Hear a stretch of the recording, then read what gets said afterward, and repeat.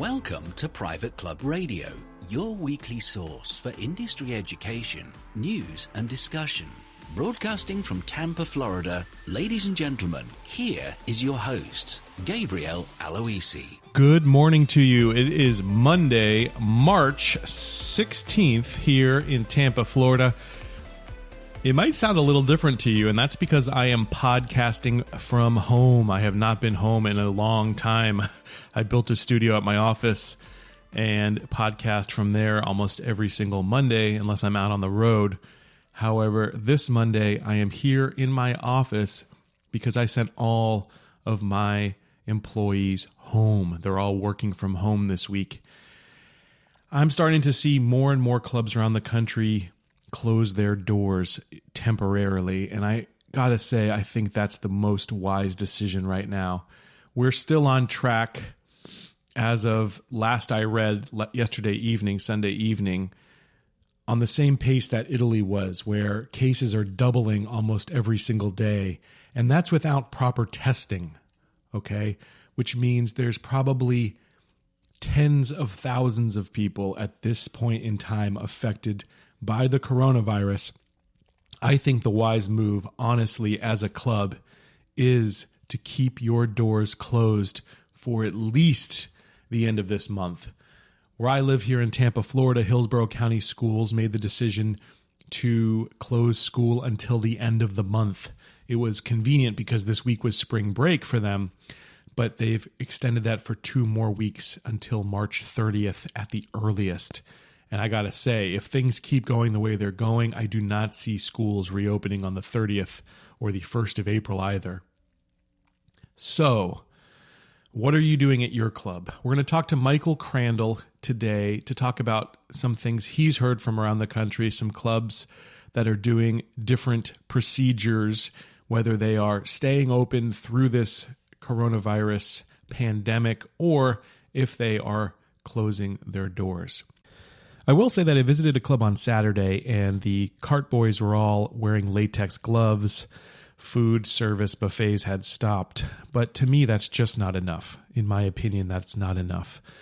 And your club is going to be faced with a very difficult decision here this week. And what Michael and I are going to discuss with you is hopefully going to give you a little ammunition and a little more perspective so that you can make the right decision for your own club. In the end, it's a decision you have to make, but we want to give you the information and our thoughts and opinion so that you can make the wisest choice for you. Without further ado, here's my chat with Michael. Okay, special guest coming in from Buckhead, Georgia with us, Michael Crandal. Michael, how are you today? Good morning, Gabe. I'm still outrageous. Keep trying to improve, but I'm still outrageous. But I'm healthy. I'm healthy. That's the important thing right now. I got one first question for you, Michael, just very poignant. If you're a club manager out there in Buckhead or anywhere out there in the country, what's your decision going to be? To cut right to the chase, about any setup left jabs before you come to the haymaker. To answer your question, I believe that every club will eventually and should immediately, if they haven't, shut down. Yeah. And by that I mean, and I realize I'm jumping right to the end here, but by that I mean shutting down. That doesn't mean, well, you're just going to cut back operations a little bit because we still have to serve our members. So, well, we're going to cut back everything except, well, those that want to golf, they can still golf, but there'll be no locker services. Or except you can play tennis, but their pro shop is not staffed. And except and all the exclusions they make, but I happen to be in a school of thought that this is not a drill, this is not a practice, this is not a scrimmage. We're facing one of the most serious health issues in our lifetimes, and club leaders need to be proactive in dealing with it. And that means I think they need to shut down for some temporary period of time, reevaluating it as you go forward. That's my bottom line. Pretty no-nonsense words from you there, Michael. And I got to say, I'm of the exact same mind as you. I think it's a risk not worth taking. But there's a lot of people out there still, and I'm reading it on social media, that are coronavirus deniers, or they just don't want to face what seems to be stark reality. What would your answer be to those people who don't think that this is as serious as the media is making it out to be? my opinion is, and I'm pretty much dialed into clubs around the country on a very close basis. I've seen dozens of drafts and actual letters that have already been sent out from leadership teams to the membership. And so I'm pretty well got my finger on the pulse of what's going on. My feeling is that board of directors in general at private clubs that are member-owned, they're also board members, but they're also members. There's a lot of peer pressure, if you will, and there's a lot of feeling that we need to be politically correct here to not offend any of the members. I would suggest that strong leadership at this point, to whatever degree politically correctness may or may not be appropriate, this is not the appropriate time for political correctness. It is time to be correct. And leadership just needs to make the decisions they feel is best going forward.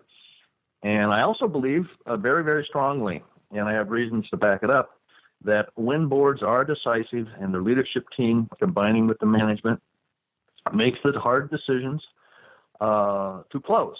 However, while still taking care of all the staff compensation-wise, making them whole, that's important. Not only will the membership in general, everybody's going to be disappointed because of the personal inconvenience, but in general, the members will support and back the board, and they will rally around the decision because they realize that one of the most important considerations run the people business is their staff, and their board has mandated we will take care of our staff.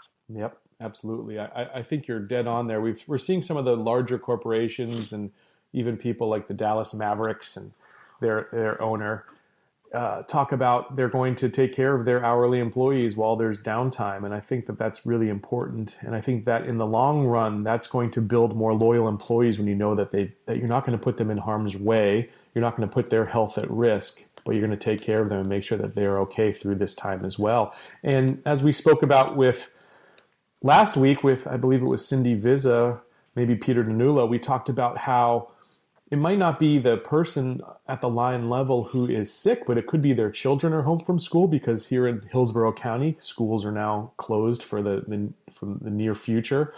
It could be that they've got a relative that they need to take care of. So there's so many things at play here. I think you're dead on there, Michael. Well, it's unrealistic. Well, the number one concern for any private club should be their members, their guests, their staff, and even their vendors. And the board decision to keep their doors open to whatever degree they feel like they're going to, and they're basically pussyfooting. I've read the drafts around the country. Some have actually been released to their members. But I've read the drafts where it says, well, we're doing this just temporarily, and your safety is our concern, but they're not making a decision. Right. That's the thing. They're not establishing leadership at all.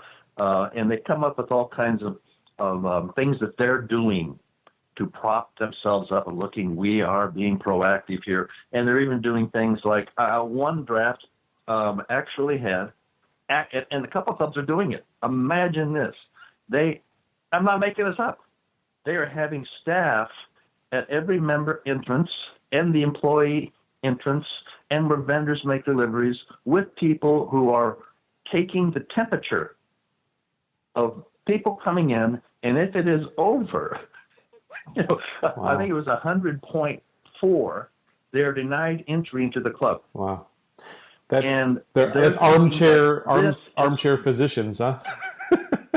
Well, they're thinking that this is somehow going to show their membership how much their club leadership is on top of things. And some of the clubs with formal white tablecloth dining venues are actually saying, we're not going to have silverware. We are having plastic utensils that are inside the little sealed wrappers. What? Right. What good does that do if the person that puts them out on the table has it too, right, Michael? I mean, if you've got... you can't have them on the table ahead of time. No, you can't. Right. And the service staff, it used to be white glove service was kind of a formality, and that showed you a first-class operation. Well, now they're going around with latex gloves. Yeah. Another club says, oh, well, we can't do that. That doesn't look good. So they're having their staff, and they communicate to the members. We're going to have our staff have the latex gloves, but over them they will have the white gloves. Oh, wow. And you're going, where are we going with all this? Right. And what they're really trying to do, in my opinion, it's a fact that some clubs are doing this. In my opinion, when they communicate to the membership, they're trying to tell the members, oh, look how much leadership's on top of this, and these are things we're doing for you. And in reality, when you read through these letters that they're communicating all the reasons why a member would not want to use their own club. On the golf course, well, the course is still going to be open, but we are requiring that no one touch the pins. I saw that. That was interesting. Yeah, you can't touch the pin. Right. You know, because then if someone's got it, then it's immediately contaminated, and you're thinking, what the heck? You can't rake the traps. Right. Really? Well, because you're grabbing that rake, and who knows what's going on.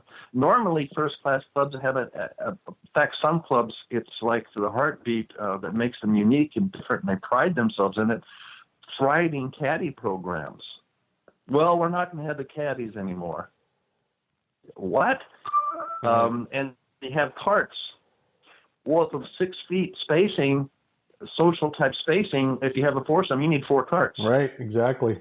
And by the way, don't drive side by side talking to each other unless you're more than 6 feet away. What? Yeah. See, the whole thing defies logic, and yet some of the clubs have the most astute, intelligent captains of industry on the board level, but it appears that a lot of them, if you check their brains at the front door or gateway of their private club, thinking that their club is the land of Oz. Right. It's not. I think of it this way. No political parties. It has nothing. It doesn't care. I think and of it. Leadership needs to start making decisions. This way, it's like, who are the people that are traveling and then therefore exposing themselves most to this? It's generally the wealthier people. So, I mean, if anything, there's no way to be able to screen for it. And number two, you mentioned clubs that are taking people's temperature, which is an exercise in futility, because oftentimes you can be carrying the symptoms and actually be contagious without having any of the actual symptoms like cough or fever or anything like that, and you're still contagious. So that's useless. And I think I'd love to just address the elephant in the room here that no one has brought up yet. And that the fact is, if you managed your club to the point where 2 weeks to 4 weeks or however long this thing goes south, you're going to be underwater, then I think you've mismanaged your club, because we just had 11 great years of economic boom. And if you didn't put together a capital reserve plan or some of the other suggestions that have happened here on this radio show every week, to be quite frank, then really you're the one that's at fault in this. And I think there's going to be some heads rolling at the end of this as well. What do you think of that, Michael? Well, there will be heads rolling. I hadn't really gone that far in my thinking, and Gabe, you were spot on. Those that are in club management profession and love it. If you're a successful club manager, no matter what title they may give you, we're not in the business of saying no. We're not. Yeah. And a typical thing is you'll say to members, excuse me, the answer to your question is yes. Now, what is your question? But mark this down, that an abnormal reaction is normal in an abnormal situation. One more time. An abnormal reaction is normal in an abnormal situation. And we are dealing in the most abnormal situation imaginable for private clubs, because we're in a position, you always say yes unless there's a compelling reason to say no. And the key word is compelling. We have a compelling reason. Yes. It's the health of our members, the livelihood of our own staff. That's a compelling reason.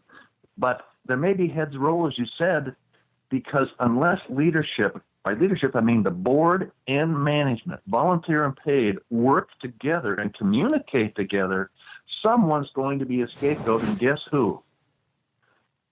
It's not the board. It's not the board. It's never going to be the board.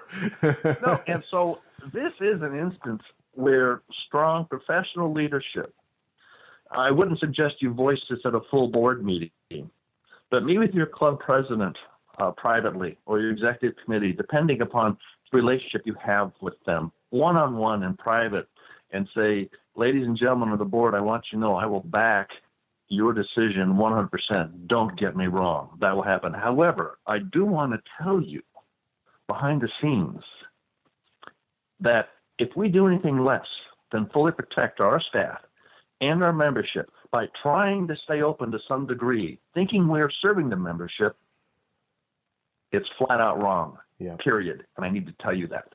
100%. And I'm asking you to consider it. Yep. Or heads will roll for all the wrong reasons. Right. I mean, we're in a very litigious society, certainly. And, if everyone's closing their doors and you stay open, then you're opening yourself up to the potential of that. And it's just, this is now, I mean, it's just a public safety risk to put your own people at risk, and you're putting your members at risk by only taking half measures that we know at this point can't contain what's going on. And you can have all the gloves in the world on your hands, but if someone sneezes and doesn't cover their mouth, then guess what happens? So again, I really hope clubs of course had a capital reserve plan in place. I hope that they've got enough in the bank to weather at least a 30-day closure, because I really think that it's gonna the states are going to force the hand here pretty soon as well. Don't you think, Michael? Oh, they will. Well, the state of Pennsylvania already day before yesterday, they just point blank came right out and they said that this is yesterday. The day before yesterday, state of Pennsylvania Department of Health, they said, quote, a strong recommendation that the following types of businesses should temporarily cease regular operations. Now they go into the types of businesses, but think of these businesses in the state. In Pennsylvania, they're thinking about freestanding businesses, but think of how many of these we engraft into a country club or city club operation. This is what they say. Community and recreation centers, temporarily closed. Gyms, including yoga, spin, classes. Hair salons, nail salons, spas, casinos, concert venues and theaters, bars, non-essential retail facilities, including shopping malls, and then they say sporting events facilities, including golf courses. So they put it right out there. That's what one state has done as we speak, day before yesterday. But there's some good news, Gabe. They also say, note, liquor stores oh boy, can still be open. People can buy wine and beer at grocery stores. Well, that's good to know. Right. And they also say restaurants should stay open for carry-out and delivery only, which is something we might want to talk about for those clubs who still want to serve their members somehow. They want to remain relevant to their members' lives rather than saying they close.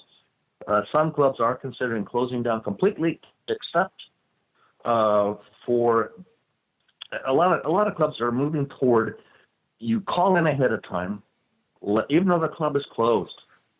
Call in ahead of time, make your order. They have a limited menu. They have a beef, pasta, chicken, and poultry type stuff, but only like 4 or 5 menu items. Forget your full menu.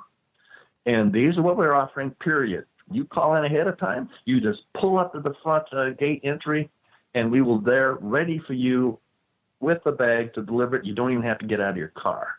Yeah, what are your thoughts on that? Do you think that that's a acceptable solution to this? Well, I'm not recommending that. I'm of the school of thought that we just need to close. However, for every club's unique and different, and if you still think we got to serve our members somehow remain relevant, that is an option. Yeah, that you could still do that.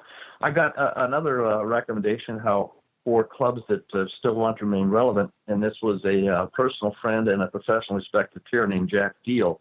And Jack for years was one of the better known people in Club Corp, and now he's independently consulting.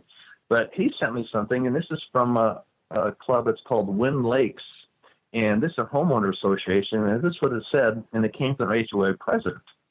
He says, I'm reaching out to you due to concerns about the coronavirus. We hope that you're doing well, But some, however, may be unable to get out to run errands and necessities like groceries, prescription medicines, etc. Right. If you need assistance, our club wants you to let us know, and we will help you any way we can. Please contact us here. Our small community has always been made up of good neighbors. In this unprecedented situation, we will find ourselves as no exception. Well, am I recommending that? No, I'm not. Am I recommending just picking up at the front door? No, I'm not. However, for those clubs that still feel like they need to be relevant to their membership, these are two ideas that they should probably consider. Yeah. Yeah, I don't know how I feel about it, honestly. I feel like if you still can't screen and know that your employees are safe, then you're still putting your members at risk. That would be my take as a business owner. Gabe, you and I are the same take. You know, it's the reason I gave those examples is for people that listen to this broadcast today, and the other two you've given already, which is superb, and everyone should dial back and listen to those as well if you can, is that there are some clubs out there who are still clinging, and these are the things they're clinging to. Yeah. And you and I happen to agree, we didn't confer ahead of time, this isn't staged. We happen to agree that the best decision right now is just to shut it down, period. And you have to communicate to your members, by the way. If you communicate you're shutting down, you better darn well make sure in the same communication you let your members know that you are making a commitment to take care of your staff, to make them whole financially, compensation as a result of this. And you mentioned that Dallas Mavericks is owned by Mark Cuban, and a lot of people may know him on Shark Tank or owner of the Dallas Mavericks. He even came out and said point blank that, as you referred, Gabe, that he is going to make sure that all the hourly staff, the people at the whole arena who are pouring the beers and the popcorn at the ticket entry, everybody is going to be made whole. He said, now don't tell me, I don't know exactly what our plan is to do that. Don't get me into details. I don't know, but I can tell you it's very important to me, and we are going to do it. So for clubs who are hesitant, thinking, well, gee, how are we going to work this all out? Do we have to run financial or extensions and all that stuff? Baloney. You figure that out later. Right. You make the decision ASAP, and you communicate to membership, we're taking care of our staff. I promise you, those listening, trust me on this, folks. The number one priority of your members facing this emergency is not the personal inconvenience of not using their club. It will be, but what about our staff? Yeah. So you need to make sure that you communicate, we're taking care of them. Now, if you're not prepared to do that, you're not going to be around. You're just not. Right. There's going to be clubs that close from this, certainly. There's no doubt about it. But it's the way you'll be judged, I think, is how you act in in emergencies like this. Listen, if I've said, Gabe, that I agree with you. The way you respond to emergencies like this, a lot of times we all want to solve problems as they come up. But those who are really on top of the game in leadership, they solve problems before they have a chance to happen. Right. Yeah. That's right. Leadership, that's what they do. You can't be reactive, put your finger up to the wind and decide what's going on, and then say, look, I'm a leader. This is what I'm doing as you run before the crowd. No. This is, as I said, this is not a drill. It's not a scrimmage. It's not a practice. This is real stuff. Right. And clubs need to take the leadership in there. And by leadership, I do mean the volunteer as well as the paid. We've seen now over the weekend. It's interesting, Gabe. Let me give you one quick example here, Club. Gabe, this is all real time. This is dated just last Friday. And this is from a club in the Northeast. And they are actually extending hours of operation. I can't believe that. I read that one too. I could not believe that when I read it. I'm looking at it right in front of me right now. I pulled it up. And the name of the club is irrelevant. But here's a club as we continue to evaluate the situation in our community and around the world. We make every effort to take proper precautions. Blah, blah, blah. And it says, we want your club to be an extension of your home. And with all the frivolity going on in the world, we want you to know that you can come here. Therefore, we are extending hours of operation. And here what we're doing. effective Monday, March 16th. Today. They said frivolity. I mean, to me, that's No, that was my word. Oh, okay. Okay, jeez, I was going to say that's extreme. Okay. Yeah, I took a little editorial liberty there. Enough. So the fact is they are communicating to the membership that we like you so much, right. and your club needs to come. You come here at your club. It's safe harbor, and then they communicate the extended hours. Yeah. Starting today. Can't believe that. I mean, we're not clubs are not a shelter. They're not a hospital, and they're not a daycare. They're a place for people to enjoy and have fun and be safe. And safety has got to be way up there on the priority lists. And so, yeah, I'll be scratching my head for a while thinking about that one. Yeah. One of our, you and I both esteemed peers in the private club industry is Alan Jacobs, and Alan is, in fact, one of our contributing authors in our book, The ABCs of Flume Club Leadership. Anyway, Gabe posted something, and I've seen it elsewhere too, but I saw the first time that I saw it was from Alan, and it says this: keep in mind, by the way, that we are in the hospitality industry, okay?